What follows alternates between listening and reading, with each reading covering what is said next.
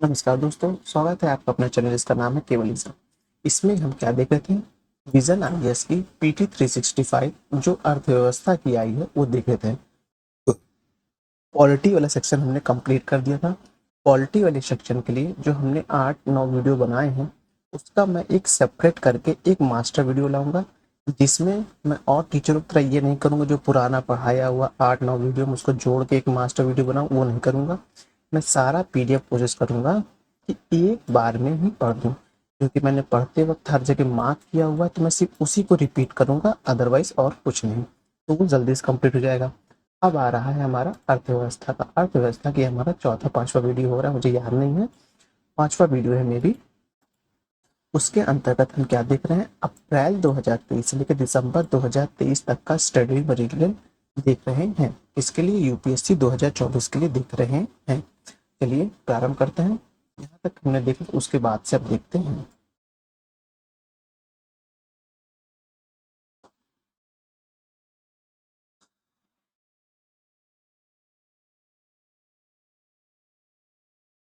Open क्यों नहीं हो रहा है?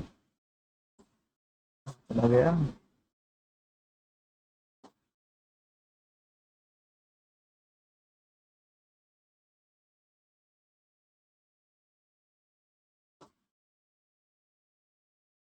ये आ गया।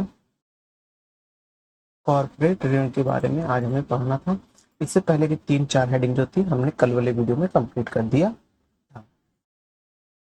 अब पढ़ने जा रहे हैं हम कॉर्पोरेट ऋण। एक मिनट रुकिएगा।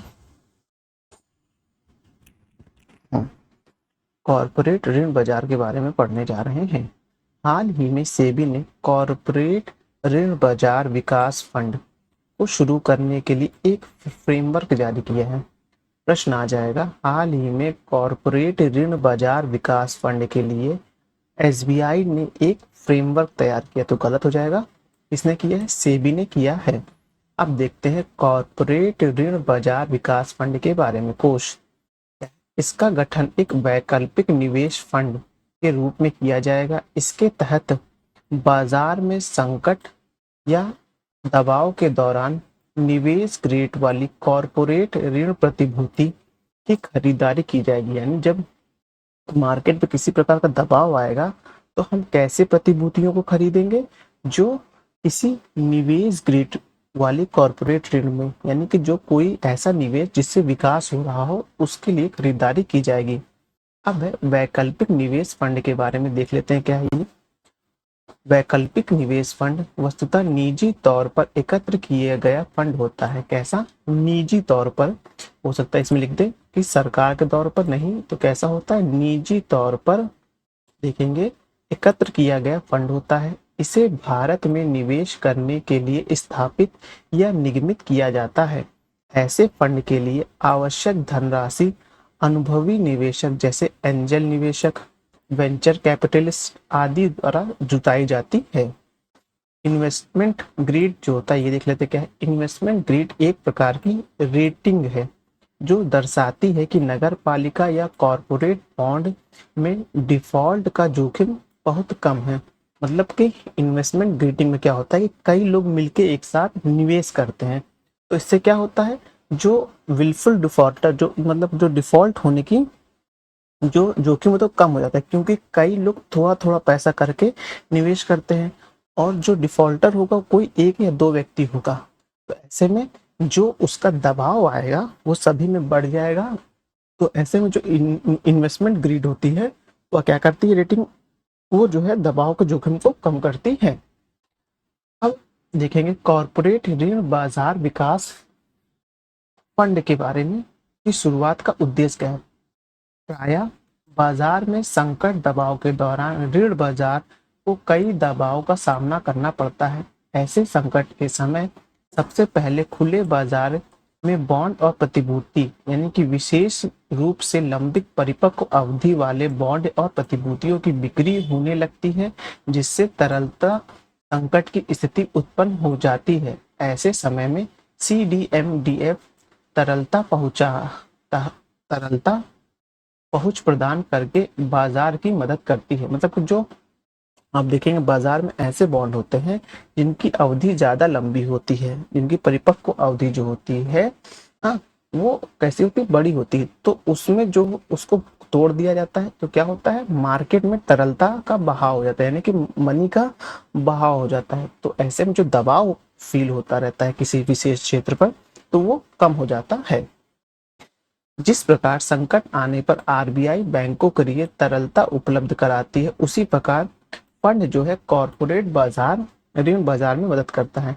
ये जो पूरी लाइन है, ये इंपॉर्टेंट लाइन है, यही डिफरेंट पूछेगा कि what is different between RBI bank liquidity end fund corporate market liquidity में, ये दोनों में अंतर पूछेगा। तो ये इंपॉर्टेंट लाइन है कि क्या होता है। जैसे आप देखेंगे जब बैंकों के पास तरलता की कमी होती है तो आरबीआई उनको तरल, जबकि पैसे की, यहाँ तरलता से तात्पर्य जानते हैं आप क्या होता है, अर्थशास्त्र में तरलता का तात्पर्य होता है मनी के फ्लो से। ठीक उसी प्रकार आप देखेंगे तो जब कॉरपोरेट जगत को पैसे की कमी होती है तो क्या करते हैं, वो एक कॉरपोरेट फंड निकाल, एक ऋण बाजार पत्र निकालते हैं। फंड जो होता है, कई ढेर सारे कॉरपोरेट मिलके एक फंड तैयार करते हैं, तो उसके माध्यम से प्रवाह होता है। अब देखेंगे योगदान क्या होता है। कुछ विशेष ऋण उन्मूलन, मिचोटी फंड योजना और परिसंपत्ति प्रबंधन कंपनी के लिए इस फंड में योगदान करना अनिवार्य होगा। अवधि कितने, इसकी अवधि शुरुआत में 15 वर्ष होगी। हालांकि इससे सेबी के निर्देश के अनुसार विस्तृत किया जा सकता है। यानी कि जो इस कॉरपोरेट फंड होगा, इसकी अवधि जो बनाई जा रही 15 वर्ष बनाई जा रही सेबी के थ्रू, लेकिन समय के अनुसार देखेंगे तो इसको और भी बढ़ाया जा सकता है। अब है कॉरपोरेट ऋण बाजार के बारे में देख लेते हैं। कॉरपोरेट ऋण बाजार में प्रायः बॉन्ड बाजार या फिक्स्ड इनकम मार्केट या क्रेडिट मार्केट कहा जाता है। ऋण बाजार को मोटे तौर पर सरकारी ऋण, बॉन्ड बाजार और कॉरपोरेट ऋण या बॉन्ड बाजार में वर्गीकृत किया जाता है। इशू यानी कि जो जारी कौन करता है, ये कंपनियां प्रायः अपने कामकाज को बढ़ाने, नए उत्पाद बनाने या नई विनिर्माण सुविधा खोलने के लिए कॉरपोरेट बॉन्ड जारी करती है। जैसे सरकार अपनी जब पूंजीगत व्यय करती है किसी चीज के लिए तो वो बॉन्ड जारी करती है। ठीक उसी प्रकार जब बड़ी कंपनियां कोई होती हैं जिनको कोई नया उत्पाद मार्केट में लाना होता है या कोई बहुत बड़ा विनिर्माण के क्षेत्र में जब अपना योगदान देना रहता है तो क्या करती है, वह मार्केट से कॉरपोरेट बॉन्ड जारी करती है। अब क्या है, प्रकृति कैसी होती है इनकी देख लेते हैं। कॉरपोरेट बाजार बॉन्ड आमतौर पर लंबी अवधि के ऋण लिखित होते हैं। कैसे होते हैं, ये ऋण लिखित होते हैं। इनकी परिपक्व अवधि यानी मेच्योरिटी 1 वर्ष से अधिक होती है। अगर ये 1 वर्ष से कम होगा तो ये बॉन्ड ना कहला के ये क्या कहलाएगा,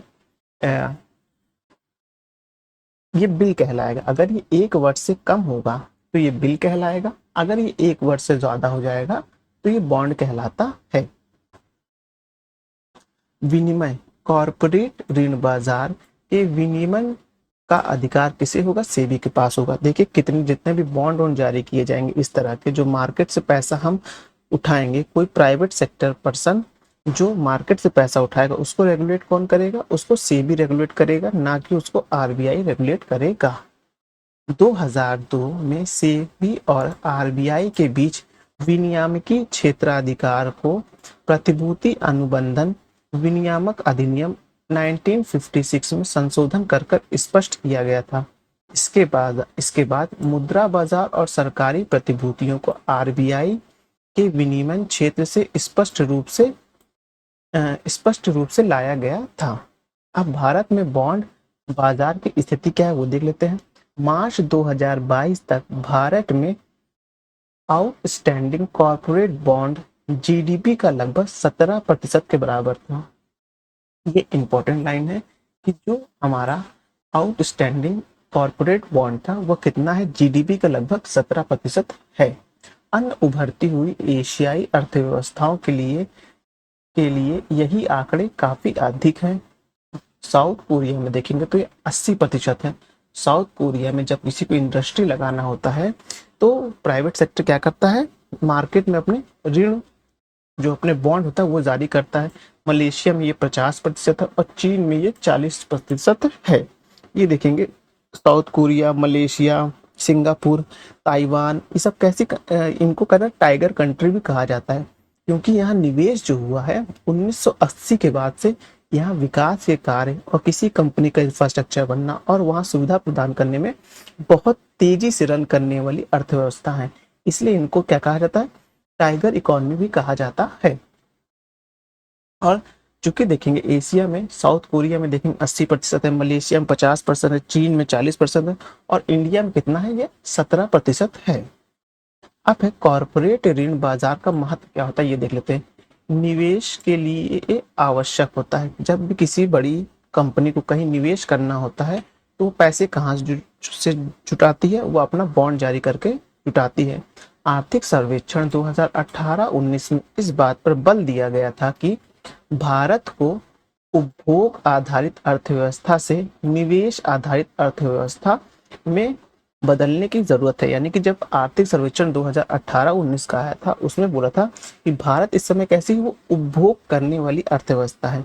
जब हम चीजों का उपभोग करते हैं और उसमें निवेश नहीं करते हैं तो एक समय में उपभोग करने की वजह से तो हमारी जो हो पर कैपिटा इनकम तो बढ़ सकती है, लेकिन वह कैसी इकोनॉमी बढ़ेगी, वह आप देखेंगे ए शेप की इकोनॉमी रहेगी और वह जल्दी से ही कोलैप्स करने की क्या होता है कि जल्दी से कोलैप्स करने की उसकी प्रवृत्ति बढ़ जाती है। देखिए जब हम इसमें कर्व कुछ ऐसा बनेगा, जब उपभोग अर्थव्यवस्था होगी तो ऐसे धीरे धीरे धीरे धीरे करती ऊपर जाएगी, उपभोग करते हैं, लेकिन एक वक्त के बाद तो पैसा सडनली खत्म ही हो जाएगा, तो उसके बाद ये जो है सीधा नीचे जंप करती है। तो ये जो कर्व बनता है ये ए शेप का, या इसको कहा जाता है वी शेप का कर्व, ये जो होता है इकोनॉमिकली अच्छा नहीं होता है। जबकि वहीं हम देखेंगे जब हम किसी भी वस्तु में निवेश करते हैं तो निवेश में कैसा होता है, निवेश में तो पहले तो नीचे जाता है, वी शेप में पहले तो नीचे जाएगा, उसके बाद वो जो ऊपर जाएगा, पहले तो आदमी कोई इंफ्रास्ट्रक्चर बनेगा जो, तो वो सीधा जो पैसे मार्केट से खींचे जाएंगे, उसके बाद जब जंप करेगी मार्केट तो वह सस्टेनेबल इकोनॉमी बनती है। इसलिए कहते हैं निवेश आधारित अर्थव्यवस्था जो होती है वह अच्छी होती है। जब भी किसी भी सरकार या किसी भी राज्य सरकार में कैसा विकास हो रहा है इसको देखने के लिए बजट का वह स्वरूप देखिए जिसमें पूंजीगत व्यय सबसे ज्यादा किया जा रहा है। अगर किसी भी इकोनॉमी में पूंजीगत व्यय सबसे ज्यादा किया जा रहा है, यानी उसमें निवेश ज्यादा किया जा रहा है, निवेश भी ऐसा जो पूंजी आधारित हो, तो अधिकांशतः यह देखा गया है कि अर्थव्यवस्था में वह सतत विकासशील वाली अर्थव्यवस्था की ओर अग्रसर होता है, ना कि वो डिप करने वाली अर्थव्यवस्था की ओर।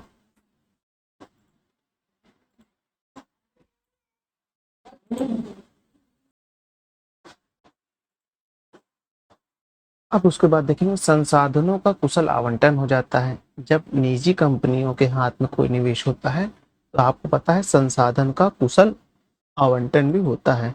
फिर एक कॉर्पोरेट बैलेंस शीट में सुधार आता है। इससे क्या होता है, इस अच्छी तरह से विकास कॉर्पोरेट ऋण बाजार से बाह्य वाणिज्यिक उधारी पर कॉर्पोरेट जगत की निर्भरता में कमी आती है। गौरतलब है कि अंतरराष्ट्रीय बाजार में पर अधिक निर्भरता को अस्थिरता का सूचक भी माना जाता है। ये खत्म हुआ। अब दूसरा टॉपिक जो है वो विनिवेश सेवा कोष और विनिवेश सुरक्षा कोष है। क्या है, विनिवेश सेवा कोष और विनिवेश सुरक्षा कोष है। इन्वेस्टर सर्विस फंड और जो इन्वेस्टर प्रोटेक्शन फंड है। हाल ही में सेबी ने स्टॉक एक्सचेंज एवं डिपॉजिटरी द्वारा देख रेख किए जाने वाले निवेशक सुरक्षा कोष और निवेशक सेवा कोष की व्यापक दिशा निर्देश प्रस्तुत किया है।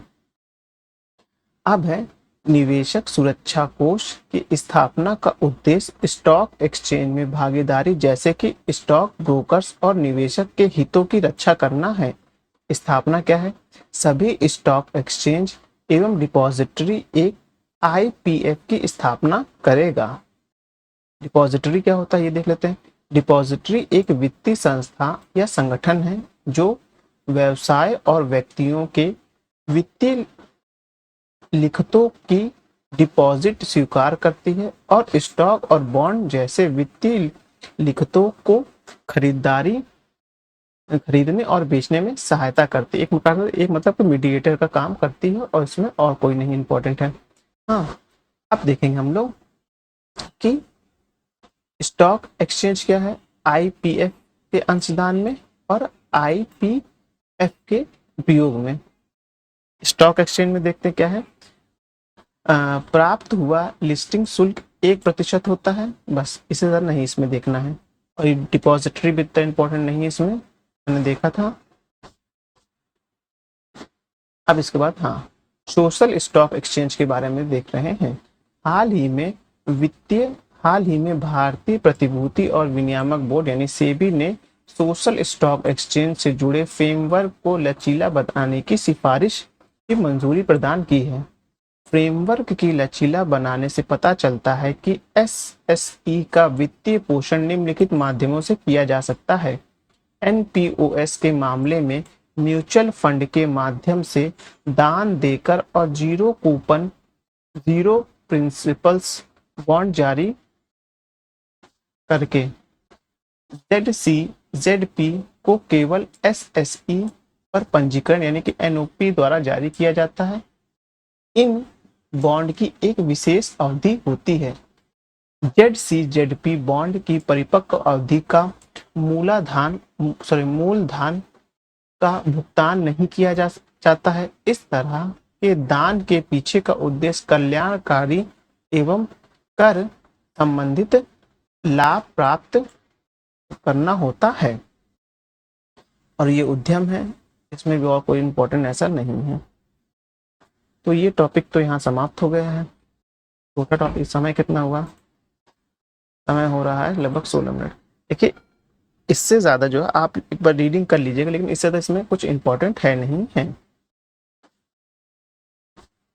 अब जो नेक्स्ट टॉपिक हम लोग का आएगा वो आएगा बाह्य क्षेत्र के बारे में आएगा, भारत में विनियमन दर प्रबंधन के बारे में आएगा, यानी कि exchange rate management in India के बारे में आएगा, जो हम उसको नेक्स्ट वीडियो में देखेंगे। चलिए वीडियो समाप्त करते हैं, धन्यवाद।